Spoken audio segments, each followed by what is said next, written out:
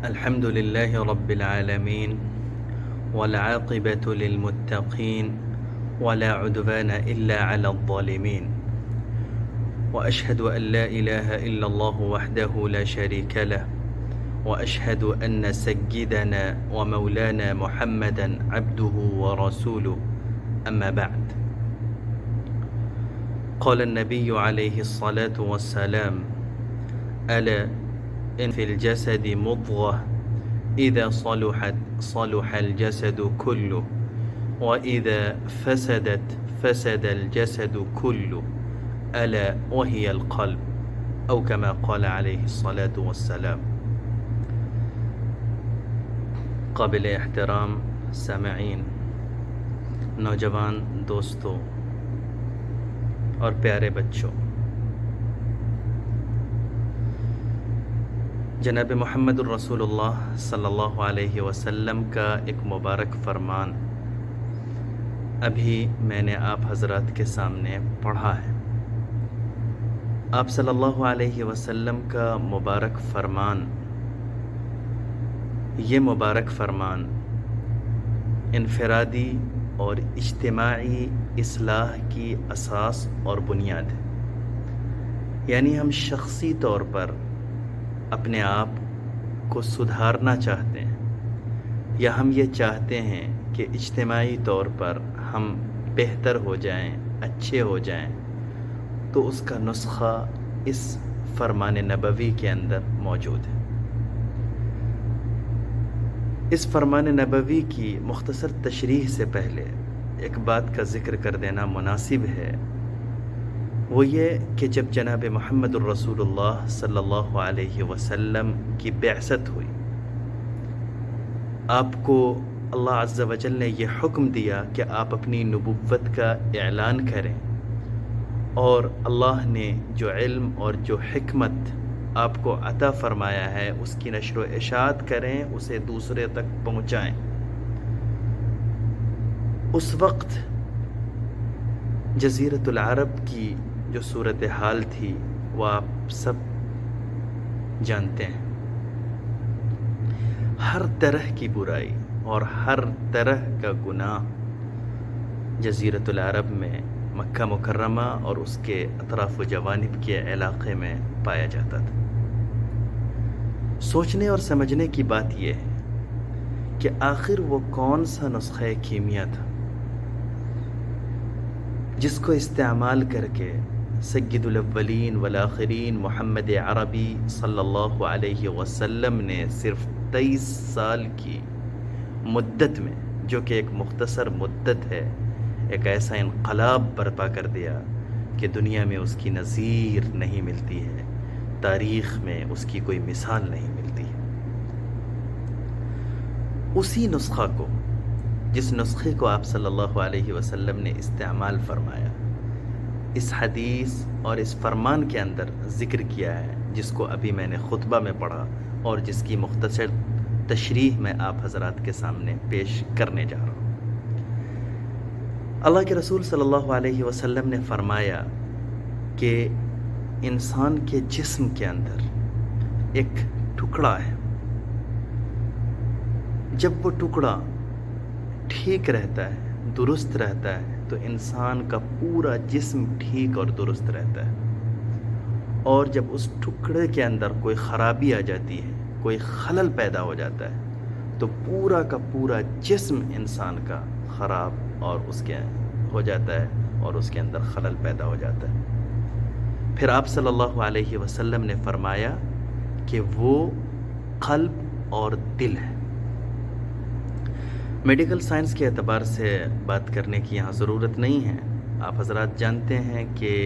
دل کی اہمیت انسان کے جسم میں کیا ہے، کہ اگر دل ٹھیک رہتا ہے تو جو باڈی ہے انسان کی کا جو بدن ہے، اس کا جو جسم ہے، یہ ٹھیک رہتا ہے. اور دل کے اندر خرابی پیدا ہوتی ہے تو انسان مر جاتا ہے. اگر بڑی خرابی پیدا ہو، تھوڑی خرابی پیدا ہو، تو بھی پورے جسم کے اندر پورے جسم کا نظام خراب ہو جاتا ہے.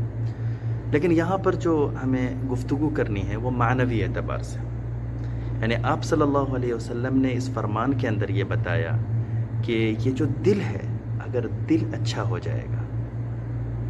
دل بہتر ہو جائے گا، دل کی اصلاح ہو جائے گی تو انسان کی پوری زندگی سنور جائے گی۔ لہٰذا اگر کسی ایک شخص کے دل کی اصلاح ہو جائے گی، انفرادی طور پر کسی ایک شخص کا دل اچھا ہو جائے گا تو اس کی پوری زندگی اچھی ہو جائے گی، اور اگر اجتماعی طور پر پوری سوسائٹی میں جو لوگ بستے ہیں ان کے دل اچھے ہو جائیں گے، ان کے دل کی اصلاح ہو جائے گی تو پوری سوسائٹی بہتر ہو جائے گی۔ یعنی اگر انسان کے دل کے اندر اللہ اور اس کے رسول صلی اللہ علیہ وسلم کی محبت پیدا ہو جائے گی شخصی طور پر تو وہ اچھا ہو جائے گا، پوری سوسائٹی کے دلوں میں اللہ اور اس کے رسول صلی اللہ علیہ وسلم کی محبت پیدا ہو جائے گی، پوری سوسائٹی اچھی ہو جائے گی۔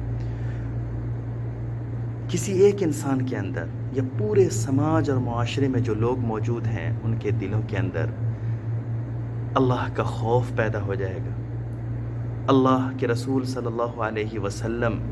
نے جو حقوق بتائے ہیں، اللہ عز و جل کے حقوق اور انسانوں کے باہم ایک دوسرے کے حقوق، ان حقوق کو